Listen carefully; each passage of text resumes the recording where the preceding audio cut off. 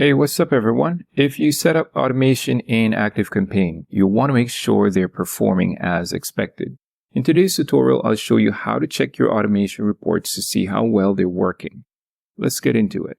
First, we head over to our Reports tab in ActiveCampaign, and then we're going to click on Automations, and let's check all automations. And then you can go ahead and choose which automation you want to review. Let's do automation 14. And let's get an overview. So the report will show you how many contacts have entered the automation, how many emails have been sent, open rates, click rates, and much more.